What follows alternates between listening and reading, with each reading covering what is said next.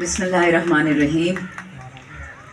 تمام آئے ہوئے مہمان، تمام سٹیج پہ بیٹھے ہوئے جتنے ہمارے معززین ہیں، ان سب کو میرا سلام. میں کوشش کروں گی تھوڑا کم بولوں، کیونکہ جس طرح اسپیکر صاحب نے کہا نہ مجھے علی محمد صاحب کی ماشاءاللہ جو فائری ایلیکوینس ہے وہ میرے میں ہے، نہ شہریار کا صبر ہے مجھ میں. اور جو ابھی علی محمد صاحب نے بات کی یہ میں ریکارڈ کر کے اپنی والدہ کو دکھاؤں گی، جنہوں نے مجھے کل باقاعدہ بددعا تو نہیں دی، وہ ذرا رک گئی، اس سے پیچھے کہتی تمہاری وجہ سے یہ گھر برباد ہوگا. وہ کیونکہ مجھے FIA کا نوٹس آ گیا ہے ایک خاص آنٹی کی وجہ سے. سو میں کوشش کروں گی کہ ایک خاص دائرے کے اندر بات کروں، ورنہ باتیں تو بہت ہے کرنے کو. آج ہم جس لیے اکٹھے ہوئے ہیں وہ ہے تو ہم سب کا دین.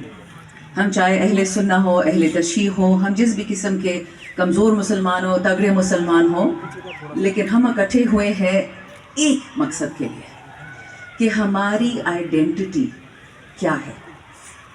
ہم پٹھان بھی ہو سکتے ہیں، پنجابی بھی ہو سکتے ہیں، سندھی بھی ہو سکتے ہیں، لیکن خان صاحب ہمارے پرائم منسٹر تو تھے ہی اور ہیں بھی اور انشاءاللہ ہوں گے بھی، لیکن وہ ہمارے لیڈر اس لیے میں ان کو مانتی ہوں. حالانکہ یہ سب گواہ ہیں کہ میں ان سے بھی کافی لڑائیاں کرتی تھی، مجھے واٹس ایپ پہ بلاک کر دیتے تھے. وہ یہ تھا کہ ان میں ہمت تھی ایک مرد مومن کی، ان میں خوف اگر تھا وہ اپنے رب کا تھا. ہمارے پرائم منسٹر عمران خان، میں یہ نہیں کہتی کہ وہ نعوذ باللہ پیغمبر تھے یا غلطیوں سے پاک تھے، وہ ہماری طرح انسان تھے، لیکن جو ان میں ایک صفت ہے جو اللہ نے ان کو دی ہے، وہ صفت یہ ہے کہ وہ لڑتے ہیں اپنے رب کے لیے اور اب اس کے محبوب رسول اللہ علیہ السلام صلی اللہ علیہ وسلم کے لیے. میں نے آج تک دنیا کا کوئی گلوبل لیڈر نہیں دیکھا کہ وہ اقوام متحدہ میں جا کے یہ ہمت کرے. میں نے پہلے بھی یہ بات کہی تھی، بھی دوبارہ کہتی ہوں کہ جو سب سے بڑا ایک کیل ان کی تخت کو الٹنے میں تھا، وہ یہی کیل تھا جو ٹھوکا گیا تھا کہ اس آدمی نے ہمت کیسے کی کہ اس نے اقوام متحدہ میں لا الہ الا اللہ بولا. پاکستان کا مطلب کیا؟ آزادی کا مطلب کیا؟ تیرا میرا رشتہ کیا؟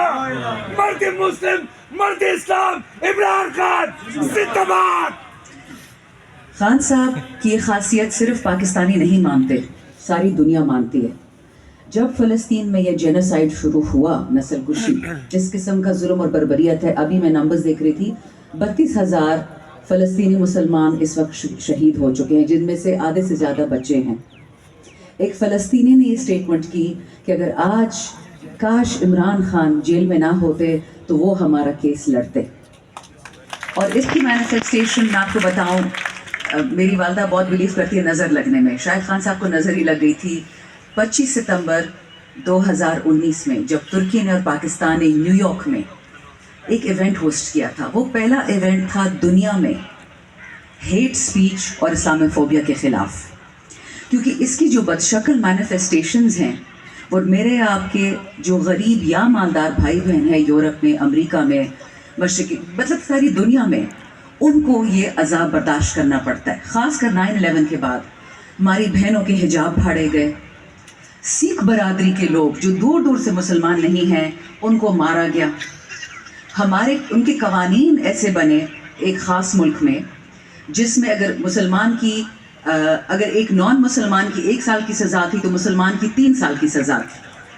اگر کسی نے کسی کو مار دیا تو اگر مارنے والا مسلمان تھا تو وہ ٹیررسٹ تھا، لیکن اگر وہ نان مسلم تھا تو وہ مینٹلی ڈیرینج تھا، یا وہ ڈینجرس انڈیویجول تھا، یا مس گائیڈڈ تھا. اسلاموفوبیا کا لب لباب یہ ہے کہ ہمارا دین نعوذ باللہ، جس کا اسلام سلم سے لفظ نکلا ہے، اسلام اور ٹیررزم، اسلام اور دہشت گردی، اسلام اور تشدد ایک ہی چیز ہے. ہمارے مردوں کو جن کی داڑھی ہو یا پگڑی پہنے ان کو ٹیررسٹ کہا جاتا ہے کہ جی بچے اٹھا کے لے جاتے ہیں. ان باتوں کے ساتھ ہم بڑے ہوئے ہیں، یہ ہم نے دیکھا. میں نے 10 سال یورپ میں گزارے، میرے ساتھ تمیز میں تھے، حیا میں تھے، عزت میں، لیکن آنکھیں تو ہے نا ہماری. میں سوئٹزرلینڈ میں رہ رہی تھی جب انہوں نے اعلان کیا کہ کسی بھی مسجد پہ ہم الاؤ نہیں کریں گے کہ ہم اونچی بنائیں کوئی بھی عمارت، کیونکہ یہ میزائل کی طرح لگتی ہے. اب آپ سوچیں، پڑھے لکھے لوگ اس میں یہ بات ان کو شیوا دیتی تھی. خان صاحب نے جو یہ فیصلہ کیا، یہ اس انٹرنیشنل OIC کا ریزولوشن یہ تب کیا جب نیوزی لینڈ میں 2 ڈفرینٹ مساجد میں 25 لوگوں کو شہید کر دیا گیا. यहाँ पे मैं ज़रूर तारीफ़ करूँगी एक खातून की, जसिंदा आर्डर्न, जो प्राइम मिनिस्टर थी न्यूजीलैंड की. उन्होंने हिम्मत की, हिजाब पहना अगले हफ्ते, और जुमे की नमाज में बहुत सारे क्रिश्चियंस के साथ उन्होंने शिरकत की. नमाज नहीं अदा की, शिरकत की. और उसके बाद खान साहब ने फैसला किया कि वो इसको लीड करेंगे, हालांकि 52 और मुसलमान ममालिक हैं. इसकी सज़ा उनको ये मिली जो आज आप देख रहे हैं, तमाम पीटीआई वर्कर्स को भी, क्योंकि उनको जिस चीज़ से नफरत है वो है पॉलिटिकल इस्लाम. यानी आप मुसलमान वो हों जो छुप के नमाज पढ़ें, फतेह मक्का से पहले का जो हाल था, आप छुप के कलमा पढ़ें, आप छुप के इस्लाम प्रैक्टिस करें. आपकी ख़वातीन हिजाब नहीं पहन सकती, बुर्का नहीं पहन सकती, चेहरा नहीं ढक सकती. क्यों नहीं ढक सकती? जब कुरान कहता है ला इकराह फिद्दीन, और जब फ्रेंच कानून कहता है कि आपने फ्रांस में रहते हुए आप नहीं पहन सकते दीनी चीज़ें, तो क्या फिर वहाँ पे क्रॉस क्यों पहनते हैं, सलीब क्यों पहनते हैं लोग? फिर वो भी मना करते हैं. क्रिसमस क्यों सेलिब्रेट होता है?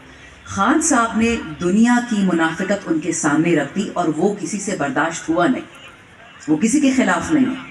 वो सबसे ज़्यादा वेस्ट में रहे थे, मगरिब में. उनके बच्चे मगरिबी हैं, मुसलमान तो हैं बट मगरिबी हैं.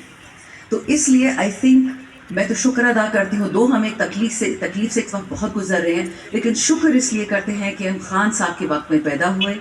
वो हमारे लीडर थे, हैं और रहेंगे, और वो जो जिदोजहद कर रहे हैं वो इंशाल्लाह ख़राब नहीं होने देंगे. लेकिन आप सबसे भी एक रिक्वेस्ट है, अगर मैं आपकी तवज्जुह से ये बात कैसे हो कि हम न्यू एज मुस्लिम्स हैं. अगर आपको याद, एक ज़माने में एक मुनाफिकत होती थी पाकिस्तान में, हम कहते थे एनलाइटन मॉडरेशन, हम माफ़ी मांगते थे मुसलमान होने की.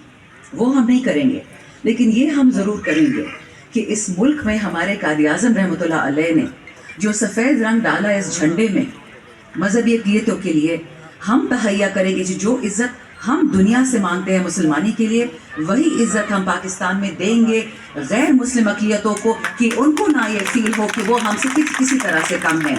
क्योंकि हमारा रब, और ये मेरी आखिरी बात है, इस पर सॉरी अली साहब बहुत टाइम ले लिया, हमारा रब रब्बुल मुस्लिमीन या रब्बुल मोमिनीन नहीं है, वो रब्बुल आलमीन है. तो क्योंकि वो रब्बुल आलमीन है, हमने उसकी इज़्ज़त करनी है. हमारे जो कुरान में है, हमने अपने भाई बहनों को अपने साथ लेके चलना है, और इंशाल्लाह हम इसमें भी कामयाब होंगे. वक्त लगेगा, लेकिन हिम्मत नहीं हारनी. और ये याद रखें कि जो लोग राह रास्त पे होंगे वो कभी भी नहीं ख़राब हो सकते. बहुत शुक्रिया.